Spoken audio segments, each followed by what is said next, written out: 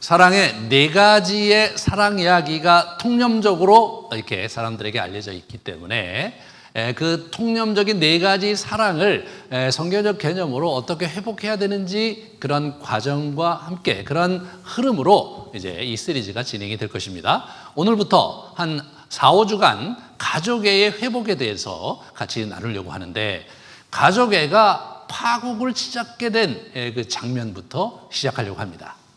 오늘 본문에서 우리 가인과 아벨, 그는 아담의 첫 아들, 둘째 아들이었는데 그들에게서 가족애가, 형제애가 파국을 치닫는 정말 어처구니 없는 비극을 우리가 보게 됩니다.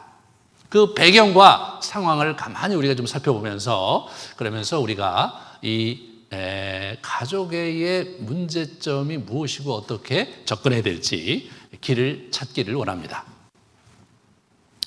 우리 창세기 23장 24절을 좀 보실까요? 창세기 23장 24절을 보면 우리 에덴 동산에서 이들이 방출이 됩니다. 같이 한번 말씀 보겠습니다. 여호와께서 에덴 동산에서 그를 내보내요. 그의 근원이 된 땅을 갈게 하셨습니다. 이같이 하나님이 그 사람을 쫓아내고 에덴 동산 동쪽의 그룹들과 두루 도는 불칼을 두어 생명나무의 길을 지키게 하셨다. 그들이 생명나무를 찾아서 먹고 그리고 다시 생명을 연장할 것에 대해서 염려하셨어요, 이분이. 왜냐하면 이 죄된 육신을 가지고 그리고 자꾸 생명을 연장시키는 것은 사실은 우리에게 큰 불행이 아닐까. 학자들이 그래서 아마 그렇게 하실 것이라고 이렇게 생각하시는 분들이 많은데 저도 거기에 동의합니다. 네, 저도 나이가 들으니까 적당한 때 하늘나라에 갔으면 좋겠어요. 그냥 주구장창 계속 사는 것이 이 몸을 가지고 불편합니다. 그런 상황에 이제 처해 있었습니다. 그러다가 감사하게도 두 아들을 낳았습니다. 첫 아들이 가인이고 둘째 아들이 아벨인데, 가인은 땅에서 농사를 짓는 업을 했고, 그리고 두 번째 아들 아벨은 목축업을 하는 자였습니다. 그런데 오늘 이야기를 보면 세월이 지난 후에라고 이렇게 언급을 하고 있죠. 3절에. 세월이 지난 후면은 두 사람이 장성한 후에 아마 이 일이 벌어졌던 것으로 생각이 되는데, 아마 나이를 가늠해 보면요, 이 집안이 좀 늦게 애를 갖는 집안이에요. 이게 130세에 이제 셋을 이제 낳았죠. 그리고 800년 동안 애들을 낳았어요. 800년 동안. 그러니까 뭐 그냥 가볍게 1000년 정도는 사는 그런 시대였습니다. 우리가 이제 100세 시대라 그래서 난리 법석을 떠는데, 사실은 100세는 이제 겨우 애를 한번 가질 즈음 된 그 정도 나이인 거예요. 싱글의 삶을 100년 정도 즐기고 그리고 이제 이렇게 했던 것 같아요. 그런데 그 아들 셋도 105세 에노스를 낳았습니다. 아마 그러므로 가인과 아벨은 아마도 제가 생각하기에 아담이 한 80세에서 100세 어간에 낳지 않았을까 싶어요. 그죠? 그 어간에 낳았을 것 같아요. 그리고 또 아담이 그러면 그 둘만 낳고 지금까지 왔게 되면 계속해서 애들을 낳았겠죠. 계속해서. 그런 면에서 뒤에 보면 가인이 이제 도망갈 때, 그러면 사람들이 나를 보면 죽일 텐데 죽이려고 할 때 어떻게 할까요? 이런 얘기할 때, 내가 너 표를 줄 테니까 걱정하지 마라. 그 표를 보면 너를 죽이지 못하게 하겠다라고 말씀하셨을 때 그 배경이 이제 그런 부분을 여러분이 염두를 해 주셔야 돼요. 그러니까 이게 지금 특히 창세기 부분에서 여러분이 이제 그때의 이야기 중에서 중요한 부분들을 이렇게 압축해서 이렇게 쓴 책이에요. 저 책은 묵상하면서 봐야 되는 책이에요. 성경 전체가 묵상하면서 봐야 되는 책인데 굉장히 많은 이야기를 추리고 또 추리고 해서 저렇게 만든 거예요. 여러분 복음서를 보세요. 복음서도 추려서 꼭 필요한 것을 그렇게 써놓은 거예요. 그러면 추린 내용을 어떻게 알아가느냐? 묵상을 통해서 그 이야기 깊숙이 들어가서 거기서 우리가 캐어내고 깨닫게 되도록 만들어진 책이 성경입니다. 아마도 제가 생각하기에 우리 가인과 아벨이 40세 전후가 아니었을까 싶어요. 그 정도 된 나이에 이분들이 이제 이슈가 생긴 거죠.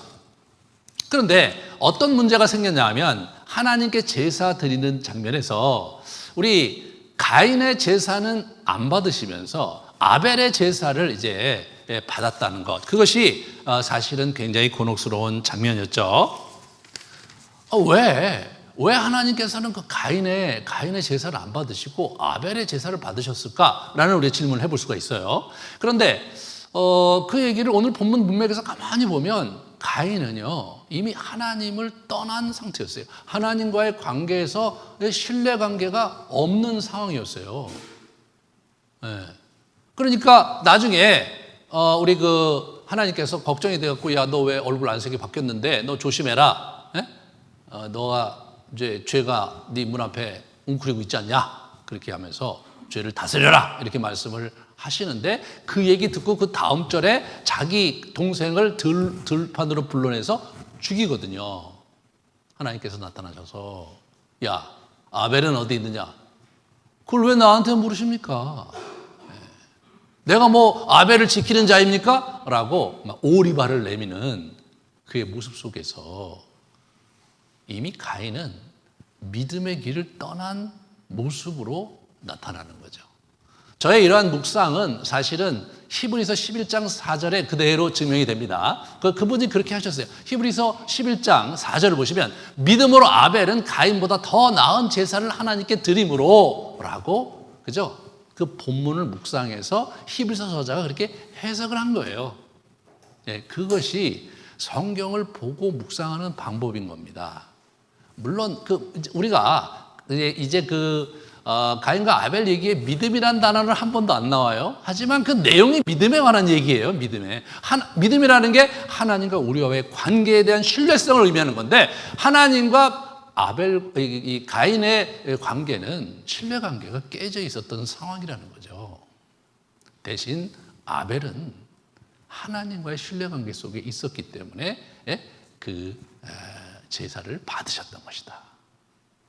일부 학자들이, 주석가들이 이렇게 보면요, 저걸 또 어떻게 보시는 분들이 있는가 하면 아주 곤혹스럽게도 아마 그 짐승을 불살라 바치는 그런 제사를 드렸던 아벨의 우리 제사는 드렸고, 이 곡식을 바치는 가인의 제사에 이제 하나님께서 응답하지 않았던 것은, 그것은 재물에 문제가 있었던 것이고 제의 자체에 있던 패턴에 문제가 있었던 것이다라고 이제 주장하는 학자들이 있는데, 뭐 사실 뒤에 보면 소제도 있었고 곡식으로 바치는 제사도 있었고 짐승으로 바치는 제사들이 있었는데, 그들이 저것을 막 분석적으로 이해하다가 자기 나름대로 상상 속에 빠지는 그런 우를 범한 케이스라고 볼 수 있습니다. 오늘 가인의 그 태도에 우리가 좀 주목을 해봅시다. 하나님께서 이제 가인의 그 제사를 받지 않자 5절에 보세요. 가인이 몹시 분하여 안색이 변했다. 가인이 몹시 분했어요. 여러분, 이 가인이 하나님께 이제 이렇게 제사를 드렸는데 제사를 하나님께서 안 받으셨어요. 그러면 그게 몹시 분한 사건일까요? 그게 화가 날 사건일까요? 이런 질문을 해보세요. 네, 어떤 사람은 그러고 화를 내지만 또 다른 사람이 이렇게 반응할 수 있지 않을까요? 왜 하나님은 아벨의 제사는 받으셨는데 내 제사는 왜 안 받으셨을까? 나에게 무슨 잘못이 있는 건 아닐까? 이렇게 질문해 볼 수 있잖아요. 그죠? 그렇게 질문해 볼 수 있잖아요. 근데 그 질문을 안 한 거예요, 이 친구가. 예? 이 믿음과 감정에서 믿음을 제대로 수행하려면 그 믿음의 방정식, 먼저 진리를 붙잡고 그걸 믿기로 선택하며 하나님께 나아가는 그 방정식을 이 사람은 사용을 하지 않은 거고요. 그 감정적으로 나는 하나님이 나를 싫어하시나? 내 제사는 안 받으시네? 근데 저놈은 또 뭐야? 이렇게 하면서 감정적인 차원으로 자기의 이런 내면의 삶의 방식을 택한 것, 그것이 이 가인이 갔던 길이었고 그것이 그를 불신앙의 길로 몰아붙였다고 우리가 볼 수 있겠죠. 하나님께서 이제 거기서 얘기를 하세요. 야, 너 왜 그 얼굴빛이 왜 그러냐? 너가 제대로 잘 했으면 죄를 짓지 않았을 텐데 이렇게 하면서 선을 행하지 아니하면 죄가 문 앞에 엎드려 있느니라. 죄가 지금 너를 원하는데 너는 죄를 다스려야 된다. 그런 얘기를 우리 하나님께서 하십니다. 이 장면에서 우리는 이 가인에 대해서 한번 다시 생각해 볼 필요가 있는데, 이 사람은 화가 났어요. 예, 화가 났어요. 거기까지는 우리가 또 이해할 수 있겠죠. 어떤 면에서도 그럴 수도 있으니까. 그러면 자기가 화가 난 것은 누구의 문제냐면 하나님과 자기의 문제란 말이에요. 근데 이 가인은 하나님과 자기의 문제를 누구에게 투사했냐면 자기 동생에게 투사한 거예요. 동생이 미워. 예, 동생이 미워. 하나님이 동생만 사랑한단 말이에요. 그러면 하나님께 나아가서 왜 동생만 사랑하시고 내 재산을 안 드리십니까? 라고 하나님께 하소연하든가 하나님께 불만을 터뜨리는 게 그게 정상적인데, 하나님께서 사랑하시는 자를 죽일 생각을 하는 거예요, 이 사람이요. 이것이 인간사가 복잡해지고 타락한 상황에서 벌어진 일이 아니라 아담과 하와의 그 두 번째 제너레이션, 그 다음 제너레이션에서 이런 일이 벌어졌다는 것은 정말 그 시사하는 바가 매우 크다고 하지 않을 수가 없죠. 이 상황이 어떻게 바뀌었습니까? 상황이 지금 3장에서 하나님 중심의 세상에서 공중의 권세, 마귀, 사탄의 중심의 세상으로 바뀌어버린 거죠. 인간이 하나님을 포기하고 사단을 선택함으로 말미암아서, 사단의 말을 더 신뢰하고 사단의 말대로 그 선악과를 따먹음으로 말미암아서 이제 이 세상이 공중의 권세 잡은 자의 세상이 되어버리고 마는 거예요. 그러면서 이제 심각한 문제가 발생한 것이죠. 하나님과의 관계의 상실, 하나님만이 채울 수 있는 인간의 내면의 존재감, 존재의 중요성, 존재의 안전함, 존재의 그 용납됨, 이런 부분들이 완전히 이제 결여되는 상태에서 이 사람이 이제 이렇게 있게 되니까, 그것을 채울 길이 없을 때 인간은 사실은 죄를 이제 범할 동기가 생기는 거예요. 근데 동기가 생기는데 그 누가 거기다가 불을 땡기느냐? 그것이 바로 사단인 거예요. 우리 하나님께서 얘기합니다. 너가 선을 행하면 될 텐데 선을 행하지 않으면은 죄가 문 앞에서 웅크리고 있다. 그가 너를 원한다. 너는 그를 다스려야 된다. 이렇게 말씀하세요. 실제로 이게 어떻게 되냐면 관계가 이게 파괴됐기 때문에 하나님께서 개입할 여지가 없는 거죠. 인간이 이제 스스로 자신의 양심의 법에 따라서, 자신의 그 양심에 따라서 얘 내가 동생을 이렇게 탓하면 안 되지, 그렇게 하면서 돌아섰어야 되는 거예요. 근데 이 친구가 그렇게 하지 않은 거죠. 그는 사랑과 진리의 길을 포기하고 악한 길로 들어서고 만 거예요. 아벨을 둘로 불러서 아벨을 이제 쳐 죽입니다. 그리고 하나님 앞에 나가서 어떻게 돼요? 이게 오리발을 내밀잖아요. 내가 그걸 어떻게 알아요? 라고 오리발을 내미는 거예요. 가인이 정상적이었으면 어떻게 했습니까? 가인이 정상적인 마음이었으면, 야, 너 왜 얼굴색이 그 모양이냐? 선을 행하라. 선을 행하지 않으면 죄가 지금 문 앞에서 웅크리고 있는데 너 큰일 나. 너 그거 다스려야 된다. 라고 얘기했을 때 그때 자기 불만을 터뜨려야죠. 그렇잖아요. 하나님께. 그때가 아주 절호의 찬스 아닙니까? 하나님 오셔서 말씀을 거시니까. 아니, 그런데 왜 제 제사는 안 드리시는 거예요? 저는 몹시 속상하고, 왜 아벨만 사랑하시는 거예요? 이렇게 얘기해야 되는 거예요, 그렇게. 그죠? 시편에 보면 수많은 시편 속의 저자들이 하나님께 그런 불만을 아주 직접적으로 토로하거든요. 하나님은 직접적으로 하나님께 자신의 불만과 자신의 생각을 토로하는 그것을 원하세요. 근데 이 친구가 얘기를 안 해요. 왜 얘기를 안 했을까요? 하나님과의 관계가 이미 깨어져 있었던 거죠. 하나님에게서 더 이상 듣고 싶은 말이 없는 거예요. 그죠? 여러분, 관계가 깨졌고 여러 어려움이 있을 때 그 사람과 얘기한다는 것은 적어도 그 사람에게 그 일말의 기대가 있고 이 문제를 잘 해결하려는 그러한 마음이 있을 때 그렇게 할 수 있는 것이지, 그런 마음이 전혀 없다면 얘기 하나마나 아니에요. 그냥 안 한 거예요, 이 친구가. 하나님이 죄를 다스리라고 하니까 오히려 더 불끈 화가 나갖고 아무개야, 야 잠깐 나하고 같이 갈래? 나와서 이제 들에서 아무도 보지 않는 곳에서 이제 아벨을 죽여버린 거예요. 자기의 동생을 죽인 겁니다. 우리는 이렇게 생각할 수 있어요. 우리가 일반적으로 인간이 그렇게 죄를 짓는 것은, 인간이 그렇게 악한 행동을 하는 것은 사회적으로 이게 워낙 악하다 보니까 보고 배우는 것도 있고 말이에요. 문화적으로 워낙 타락해 있으니까 인간이 그렇게 되는 것이다 라는 주장을 하는 그런 심리학적 이론이 있죠. 범죄 심리학에서 그런 얘기를 많이 다루고, 과거의 경험이 그 사람을 그렇게 만든 것이다. 그러나 오늘 본문에 보면 과거의 경험이 가인을 그렇게 만든 게 아니죠.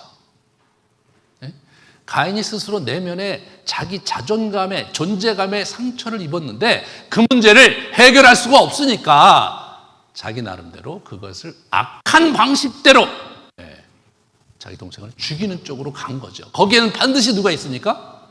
죄가 있단 말이에요. 의인화된 죄, 사단이 있는 것입니다. 사단이 가인을 이제 공격을 해갖고, 그래서 사단이 어떻게 가인을 완전히 망가뜨리는 거죠. 망가뜨리는 거예요. 가인도 망가뜨리고 아벨도 망가뜨리고, 그것이 악한 생각을 집어넣는 거짓의 영, 사단의 실체인 것이죠. 사장은 아주 어떤 집안의 형제 간의 그런 어떤 그 갈등 속에서, 시기 속에서 형이 아우를 죽인 이러한 그런 가정사의 이야기를 넘어서서 이것은 인류 역사 전체에 우리가 누구이며 무엇이 문제이며 인간의 문제가 어디로부터 기인했는지에 대한 분명한 하나의 예적인 것이죠.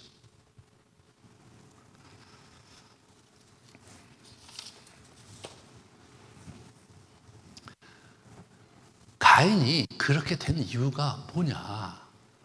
두 가지. 그는 사랑에 실패했고, 두 번째 뭐예요? 진리를 붙잡는 데 실패한 거예요. 그렇잖아요? 자기 동생을 사랑하는 데 실패한 거예요.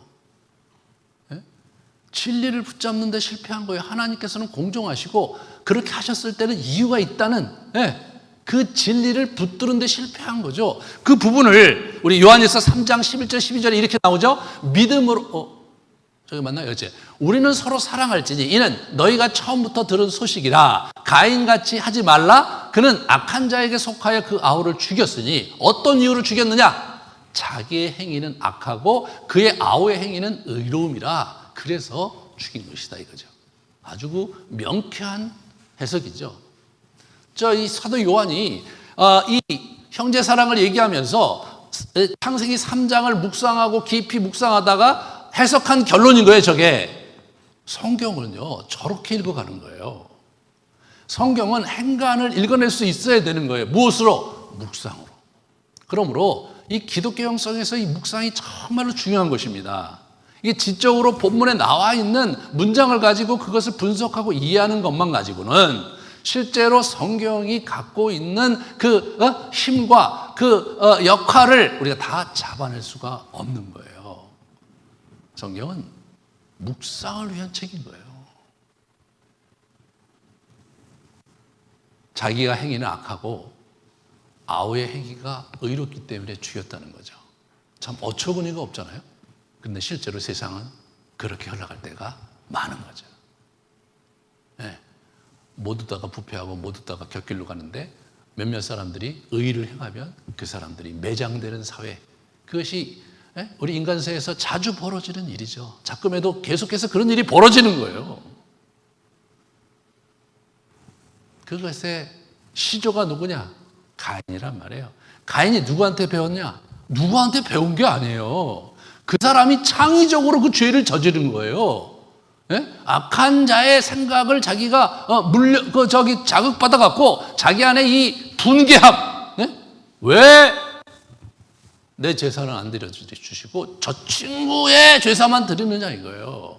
저 친구가 의로우니까 나에게 이런 분함이 온 것이 아니냐, 죽인 거예요. 얘기 들어보면요 말이 안 돼요, 여러분. 그렇잖아요. 그게 타당성이 없어요, 이 사람의 주장이. 워낙 악은 타당성이 없죠. 그냥 주장하고 그냥 몰아붙이고 그리고 망가뜨리는 거, 그게 악의 실체죠. 예, 거짓과 기만으로 사람들을 흔들어 놓고 그의 인생을 무너뜨리고 그러면서 깔깔대고 웃는 자가 이 세상을 판치고 있는 겁니다, 여러분.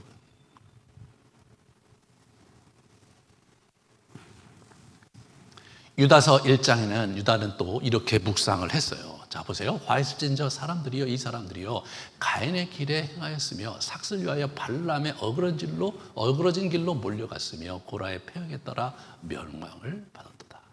이 거짓 선지자, 이 거짓 교사들, 거짓 지도자들, 고라 그리고 발람, 그 길을 갔는데 그 길의 원조가 누구냐? 가인이라는 거예요. 가인의 길을 따라가는 수많은 자들이 있다는 거예요. 그래서 그들이 멸망을 당하고 있다. 정신을 차려라. 그런 얘기를 유다서에서 하고 있는 거죠. 가론 유다가 한 얘기가 아니라 예수님의 제자 형제 유다가 한 얘기입니다. 유다는 가인에게서 저 길의 전형을 본 거죠. 거짓 진리로 자기의 인생을 망가뜨린 자의 전형을 본 것입니다, 여러분. 여러분과 제가 우리 이 땅을 살면서 사랑에 실패하고 거짓 진리에 흔들려갖고 사랑에 실패하면 남는 거는 아무것도 없는 비참한 인생을 살 수밖에 없는 것, 그것이 인생이에요. 왜? 악한 영이 공중의 권세를 잡은 자의 의도가 바로 그것이기 때문에 여러분과 저를 망가뜨리고 여러분과 저를 거짓으로 속여서 하나님을 거역하면서 인생을 착실히 뭉개고 살게 하는 것, 그것이 그들의 계책이거든요. 저와 여러분이 그 계책에 넘어지고 속아서 우리 인생의 낭패를 가져와서는 안 되겠습니다.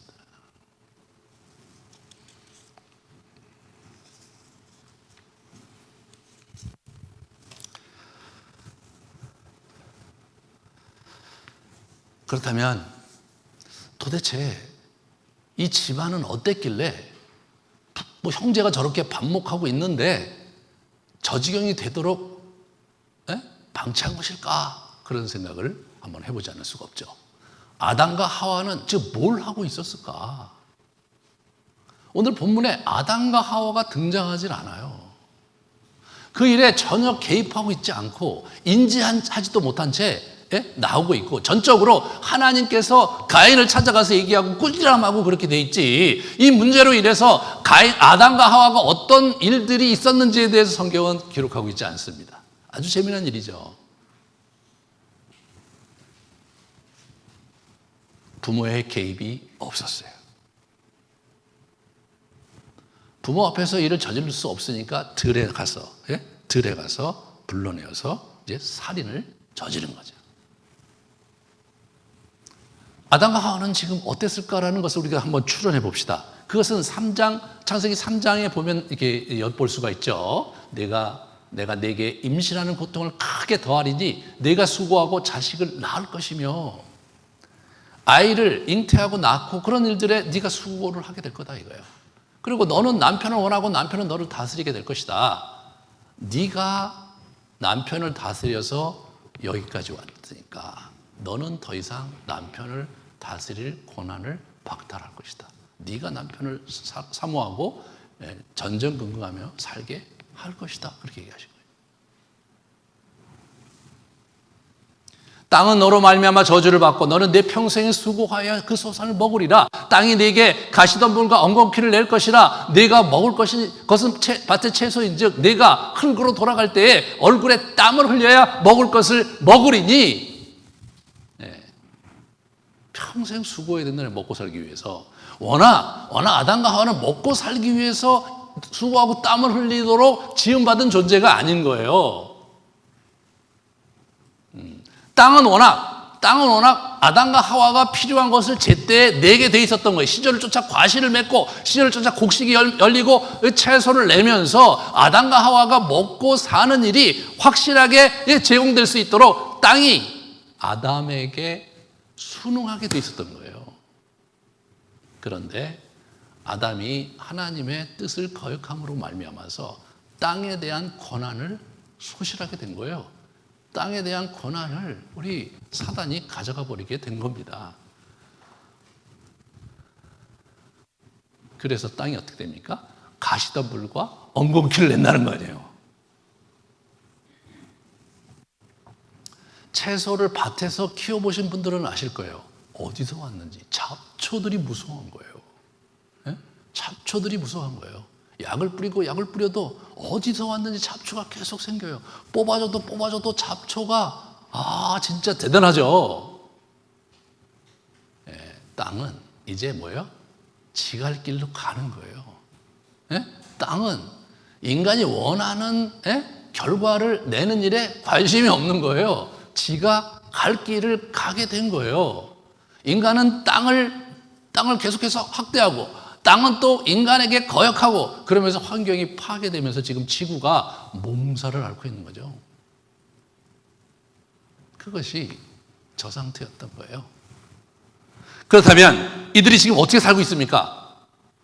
에덴 동산에 가인과 아벨은 에덴 동산을 몰라요. 그죠? 몰라. 근데 이 둘은 에덴 동산을 알잖아요. 거기는 뭐예요? 먹고 살기 위해서 수고하는 곳이 아니었어요. 에덴 동산을 자기들이 경작하면서 가꾸면서 그 매니지먼트를 하는 거예요. 매니지먼트를 즐기고 말이에요. 그리고 하나님과의 관계도 즐기고 부부 관계도 즐기고 그렇게 지낸 거예요. 근데 지금 어떻게 돼요? 부부 관계가 어땠을까요? 아주 고약했겠죠.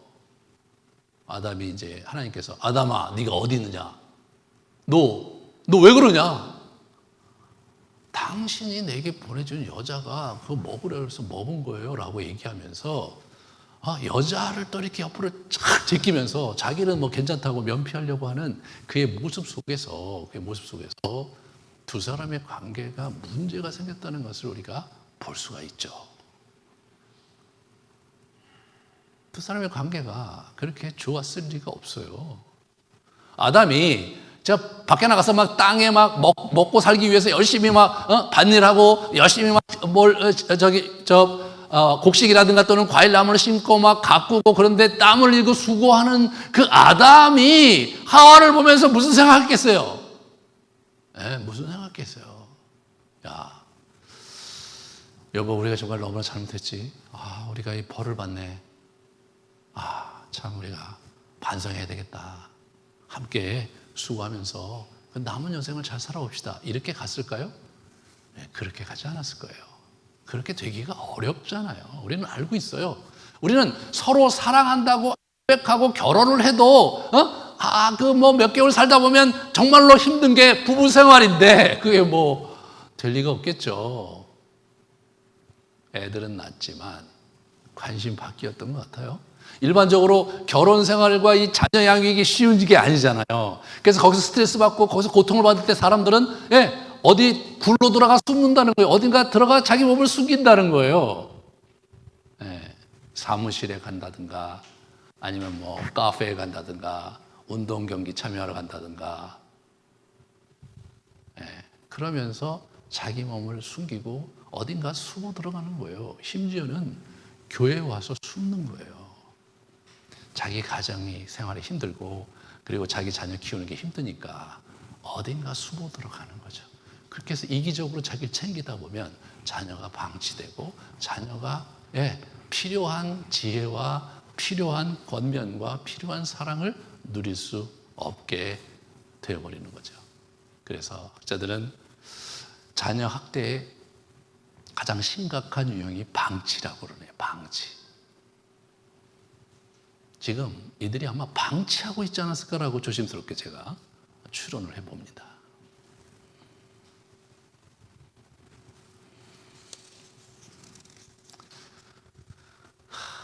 하나님 나라의 중요한 존재였어요.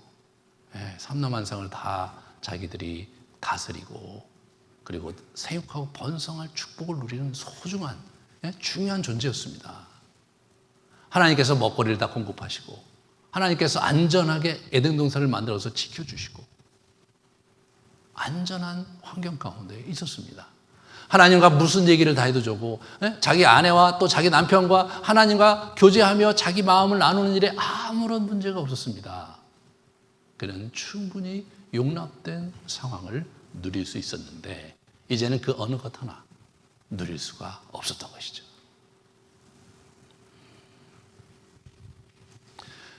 영적인 교제가 불가능하잖아요. 하나님으로부터 공급돼야 될 이 존재론적 필요가 채워질 길이 없는 거예요. 그러면서 공중의 권세 잡은 자 사단이 그 모조품과 유사품을 만들어냈어요. 우리 요한일서 2장 15절 16절 보시면 이 세상에나 세상에 있는 것들을 사랑하지 말라. 누구든지 이 세상을 사랑하면 아버지의 사랑이 그 안에 있지 아니하니 이는 세상에 있는 모든 것이 육신의 정욕과 안목의 정욕과 이생의 자랑이니 다 아버지께로부터 온 것이 아니요 세상으로부터 온 것이다. 저건 누가 만든 것이다? 그러니까 세상으로부터 온 것이다. 세상의 주인은 누구냐? 악한 영이라는 거예요. 사단이 그렇게 만들어 놓은 거예요.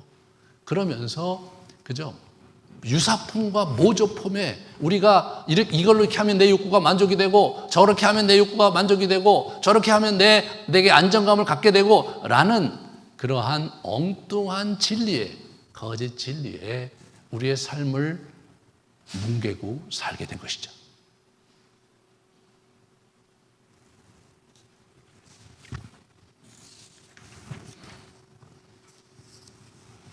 하나님 없는 사랑과 인생은 결핍과 비극투성입니다. 먹고 살기 위해서 수고하고 땀 흘려야 되는 부부, 기본적인 욕구 충족에 혈안이 돼서 살아야 되는 인생, 얼마나 딱한 일입니까? 진정한 사랑과 융납됨 없이 이들이 병들어가는 영혼으로 살아가고 있고 자기 자녀들이 뭘 생각하고 뭘 고민하는지 관심을 가질 겨를 없이 그들이 그렇게 시간을 보내고 있지 않았는가 싶어요. 결국 아벨은 죽었고 가인은 그 경작할 땅에서마저 추방이 당해서 땅은 더 이상 너를 위해서 먹거리를 생산하지 않을 것이다. 너는 유리하고 방랑하는 자가 될 것이다. 그렇게 해서 가인의 인생이 쫑이 나게 됩니다.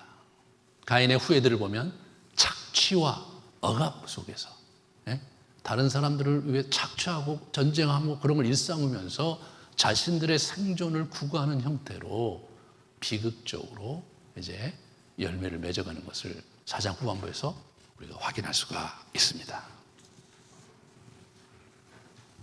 가족의 파국의 원인은 뭐였습니까? 이기심이었죠. 부모의 이기심. 사실 그렇지만 우리 부모가 무슨 잘못입니까? 그도 아담과 하와도 자신들의 결핍 속에 전전긍긍하면서 어렵게 살고 있기 때문에 일이 어려워지는 거죠.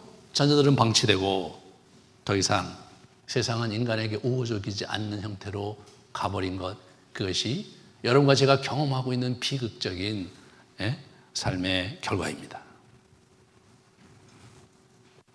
우리는 이 상황 속에서 이 환경과 배경의 문제를 옆에 내려놓고 좀 더 본질적이고도 근원적인 우리의 존재론적 필요에 관심을 가져야 됩니다. 그래야 이 문제를 해결할 수 있고 그래야 우리의 문제를 정면 돌파하면서 생명의 길로 나아갈 수가 있는 거죠. 하나님과의 관계, 하나님께서 회복해 주시는 하나님과의 관계 속에서 우리가 그 문제를 사랑을 공급받으면서 진리를 공급받으며 우리의 삶을 살아가는 그러한 삶을 살아가야 되는 것입니다.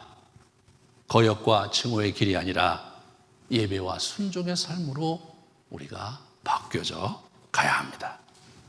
우리는 은혜의 하나님께 나아가서 그분께 영광이 되는 삶을 살아가면서 우리의 가정을 일구면서 이러한 문제를 해결해 나가야 되는 것이죠. 창세기 3장에 아담과 하와가 이게 우리 떠났어요. 떠났어요. 떠나고 나서 여러분 하나님께서 그들을 방치하신 게 아니라 가죽 옷을 입히시고 또 이제 동편에 가서 경작할 땅을 주시고 그렇게 하면서 나름대로 돌보고 계세요. 이분이 인간에 대한 애정이 보통이 아니십니다. 계속해서 인간을 챙기시고 가인과 아벨에게 문제가 생기니까 득달같이 나타나서 가인에게 경고하시고 하면서 이 집안사에 아담과 하와 부모보다 더 큰 관심을 가지시고 하나님께서 살펴보고 계셨던 것이 여러분에게 그리고 저에게 소망과 희망이 되기를 원합니다. 하나님은 여러분과 저에게 관심이 있으시고 우리 가정에 관심이 있으십니다. 그래서 그의 아들 예수 그리스도를 우리에게 보내주셨어요. 그런데 그 예수님이 오셔서 하신 굉장히 중요한 작업이 뭐냐면 가정의 회복이었습니다. 그래서 그는 한 여인에게 태어나서 그 여인의 집에서 나이가 30이 되도록 그 부모를 섬기면서 가정 생활을 했어요, 여러분.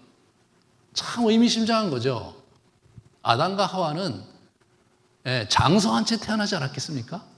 그들은 가정을 경험하지 못한 채 이 땅에 왔는데 예수님은 두 번째 아담으로 오셔서 한 여인의 몸을 통해서 이 땅에 오셔서 그래서 자기가 가정을 경험하셨고 그의 첫 번째 기적은 가나안 혼인잔치에서 떨어진 포도주를 이렇게 채워주시면서 혼인의 소중함을 일깨워 주셨습니다. 그는 당시에 하나의 재산이고 별로 그렇게 종이고 하나의 소유물로 여겨졌던 그러한 아이들을 굉장히 높여주셨어요. 그래서 우리가 이제 같이 한번 보시면 마태복음 18장 1절부터 4절을 같이 보겠습니다. 예수께서 한 어린아이를 불러 그들 가운데 세우시고 이르시되 진실로 너희에게 이르노니 너희가 돌이켜 어린아이들과 같이 되지 아니하면 결단코 천국에 들어가지 못하리라라는 엄청난 메시지를 전하신 거예요. 누구든지 이 어린아이와 같이 자기를 낮추는 사람이 천국에서 큰 자라는 겁니다. 저와 여러분의 선생이 어린아이들, 우리 자녀들이라는 거예요. 자녀는 누가 키우는가? 자녀는 하나님이 키우시는 거예요. 생육하고 번성하고 땅에 충만하라. 하나님의 일인 거예요. 우리는 그 자녀에게 하나님의 신앙을 전수하며 그를 사랑하며 그러면서 또한 사랑을 배워야 될 그러한 위치로 우리가 세움받은 거예요.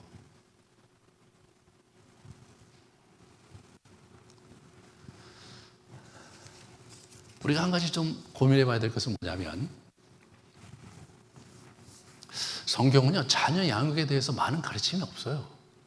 구약에 이제 잠언에 좀 있고 신약에 넘어오면 서신서에 뭐가 있냐면 자녀를 노엽게 하지 마라.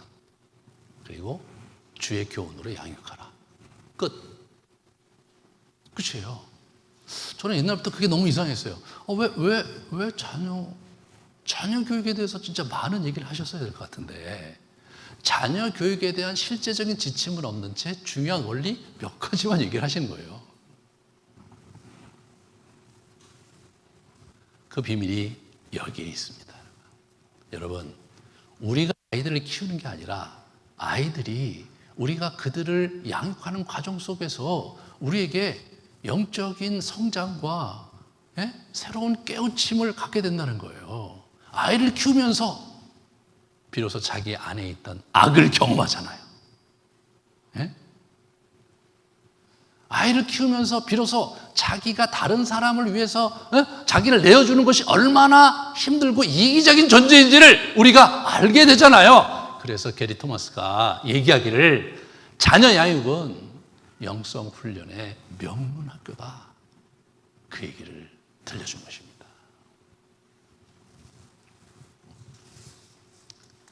우리는 사실 굉장히 많은 자녀 교육에 우리나라처럼 열심히 하는 데도 없다고 그러잖아요. 그렇게 막 혈안이 돼서 자녀 교육들을 하고 재정과 시간을 엄청나게 이제 이렇게 투자하고 우리가 이렇게 한국을 유지하고 있는데 물론 그렇게 함으로써 많은 긍정적인 요소가 있는 것이 분명하지만 그러나 과거 우리 부모님의 세대에서 별로 그렇게 자녀들 그냥 밖에 나가서 놀게 하고 말이에요.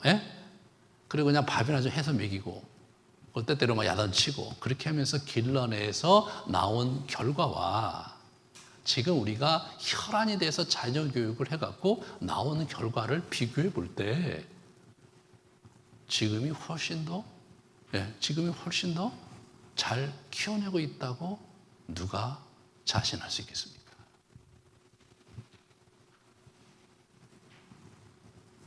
지금 한국 사회를 정말 전 세계가 부러워하면서 이렇게 정말 이 50년 그 한국 전쟁 이후에 완전히 초토화된 나라, 거지 나라가 이렇게 선진 문명을 갖춘 나라로 이렇게 발돋움하는 데 있어서 주역이었던 50대, 60대 그분들은요, 제대로 된 먹거리도 제대로 받지 못했을 뿐만 아니라 제대로 된 교육도 제대로 못 받았고, 어렵게 살았던 사람들이 지금 이 시대를 이렇게 만든 것이었습니다. 하지만 지금 우리의 자식들이, 우리의 자녀들이 이 급변하는 국제 정세 속에서 과연 지금 이 시대를 이렇게 만들어 온 그 부모님보다 더 나은 나라를 만들 수 있겠는가? 아니, 그러지 않아도 좋다. 더 행복한 삶을 살아갈 수 있겠는가? 라는 질문을 던지면 곤혹스럽죠. 곤혹스럽습니다. 그런 면에서 우리는 성경적 대안이 필요합니다. 그런 면에서 우리는 예수 그리스도의 사랑을 소유하는 영성이 저와 여러분에게 필요한 것이죠. 그 이야기를 우리가 앞으로 헤쳐나가게 될 것입니다. 그래서 책들을 좀 소개하고 같이 좀 읽어가면서 이 시리즈를 같이 갔으면 좋겠어요. 이 가족의 시리즈를. 게리 토마스라는 그 앞부분에 저 사람 소개가 나와야 되는데 저 사람이에요. 저보다 나이가 조금 더 드셨더라고요. 저분이 이제 미국의 영성 신학을 이제 영성 훈련을 계속해서 진작시키신 유명한 분들, 가령 달라스 윌라드라든가 제임스 휴스턴이라든가 이런 세대 다음 제너레이션인데, 제가 미국에 있을 때 굉장히 촉망받는 젊은이로 막 굉장히 각광을 받고 있었어요. 근데 저는 그때 저분을 알지도 못했고 저분 책을 한두 개 읽었나 그랬는데 그때는 그냥 그런가 보다 했는데, 제가 이제 최근에 이제 책들을 쭉 찾아보니까 저분이 엄청나게 많은 책을 쓰셨더라고요. 근데 보니까 저분이 영성 훈련을 깊게 하신 분이기 때문에 책들이 달라요. 그래서 보면서 이분 정말 공부를 제대로 하셨구나. 아버님이 목사님이신데 영성 훈련을 언제부터 했습니까? 라는 어떤 책에 보니까 자기는 어렸을 때 아버지의 서고에서 영성 훈련에 대한 책을 보면서 자랐다. 그런 얘기를 하시는 분입니다. 질이 달라요. 책을 좀 보여드릴게요. 부모학교. 지금 제가 얘기하는 그 얘기, 저기 나오는 책이 저기 나오는 거예요. 여러분, 시중에 굉장히 많은 부모 교육에 대한, 자녀 교육에 대한 책들이 많은데 읽다 보면 진짜 탁월해요. 분석이 타고나고 대단합니다. 하지만 보는 순간, 이거 전문가가 돼서 살려면 다른 건 그만두고 집에서 애나 키워야 되겠구나라는 생각을 하지 않을 수가 없는 거예요. 너무나 깊이가 있는데 제가 볼 때 실제적이지 않아요. 균형이 안 잡혀 있어요. 저 책인데 저 책에다가 저 책 하나면 제가 볼 때는 충분한 것 같아요. 성경에도 이렇게 자녀 교육에 대해서 이렇게 막 대단하게 쓰이지 않고 뭐라고 그러냐면, 저분이 우리가 자녀 교육가 필요한 그것보다 더 중요한 것은 자녀들에게 인생의 위기와 어려움 속에서 중심을 잡고 하나님을 의지하는 영성으로 돌파하는 모델을 보여주는 것, 그것이 더 중요하다. 그것이 저분이 하시는 얘기예요. 최근에 저분이 이제 하나 더 썼어요. 저거 실천편을 썼거든요. 실천편을. 자녀 양육의 영적 역동성을 회복하라. 그렇게 해서 번역이 돼서 나왔어요. 2권 정도면 되시겠습니다. 여러분, 자녀 양육에 2권 정도면 되시고, 나머지는 영성 훈련에 매진하시면서 여러분 부부 사랑을 깊게 하나님 안에서 이루어가고 하나님의 사랑과 은혜 속에 사는 그런 삶을 살아갈 때 그 사랑이 그들에게 흘러가는 거잖아요. 예수 그리스도의 사랑을 소유할 때 그 사랑이 내 자녀에게 흘러가는 거예요. 우리가 열심히 자녀들을 양육하고 엄청난 재원을 투자하지만 우리의 이기심이 거기에 있잖아요. 그 이기심이 자녀들을 오히려 망가뜨릴 때가 많고, 그들에게 상처가 될 때가 많고, 그들에게 과도한 부담감을 가질 때가 많잖아요.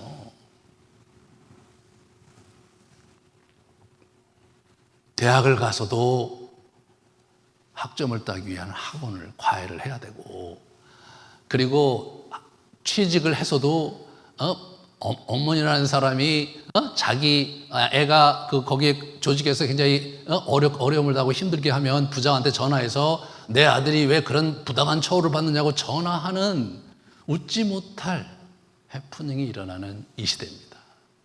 우리는 뭔가 좀 더 근본적인 변화가 필요하고, 그리고 좀 더 총체적인 전반적인 관점에서 자녀교육과 우리의 삶을 조화롭고 균형 잡히게 하는 데 필요한데, 저 사람 책이 아주 중요한 대안입니다. 그래서 우리가 책을 읽을 때는요, 책을 잘 모르면 신뢰할 만한 저자의 책을 모조리 읽어보는 겁니다. 그러면 그 분야의 일가견을 갖게 되는 거예요. 추천합니다.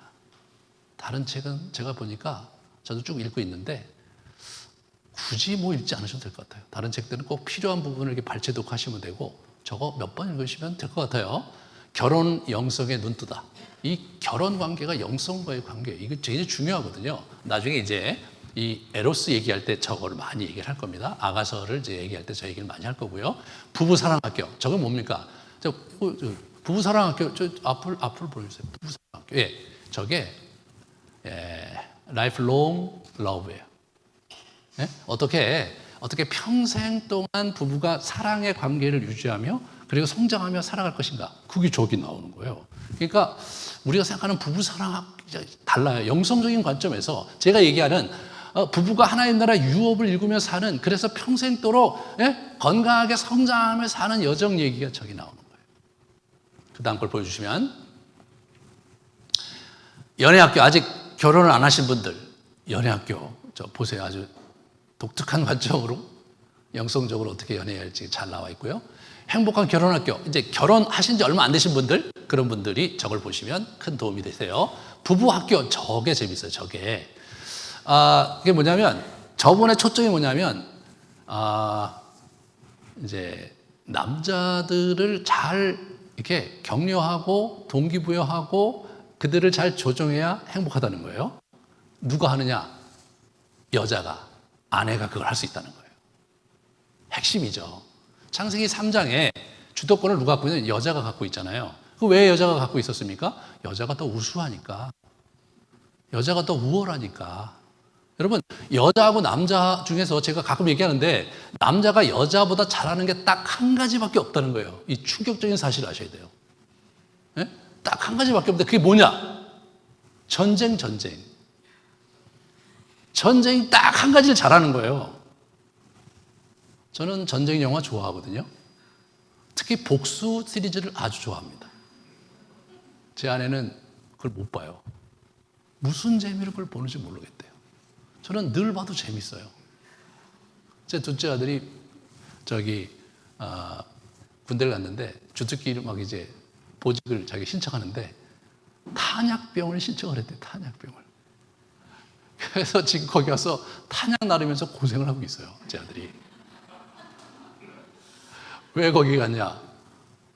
총탄이 보고 싶어서. 그래서 거기 갔는데 진짜 그 군단 전체의 포탄부터 시작해 수많은 탄약을 보면서 그 친구가 아주 좋은 시간을 보내고 있더라고요.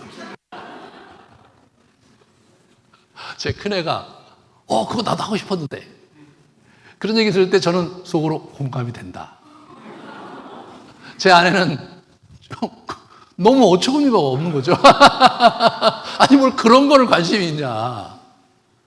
이게 남자와 여자의 극명한 차이죠. 거기에 남자는요 전쟁하고 죽이는 거 관심 많습니다. 자매들은 거기에 별로 관심이 없죠. 그러므로 가정생활에 관한 한 남자는 여자의 밥입니다. 무력하고 무능하기 짝이 없어요. 그런데 여자들이요, 아내들이요, 그 능력을 남편을 폄하하고 바가지 긁는 데 쓰지 말고 그 지혜와 능력을 남편을 어떻게 북돋고 남편을 어떻게 세워주며 행복한 결혼 생활을 할 수 있는데 쓸 수 있는지, 저 책이 그 책입니다. 제가 언제 한번 쓰고 싶었던 책인데 선수를 빼앗겼습니다. 저 6권과 함께 앞으로 이 가족의 시리즈를 함께 우리가 총체적이고 영성적으로 접근하는, 그래서 본문과 함께 저번에 그 통찰을 같이 제가 잘 조화시키면서 이제 펼쳐갈 것입니다. 사랑하는 여러분, 사세요. 하셔서 하시고, 저도 최근에 구입을 했는데 이제 이제 알라딘 가서 보면은 이 큰 책을 구입할 수가 있더라고요. 그래서 거기서 많이 구입하니까 저렴하더라고요. 사셔서 꼭 읽어보세요. 꼭 읽어보시고 여러분의 무지함을 회복하시기 바랍니다. 그래서 여러분의 복된 여정을 말씀과 함께 가시기를 주님의 이름으로 축원합니다.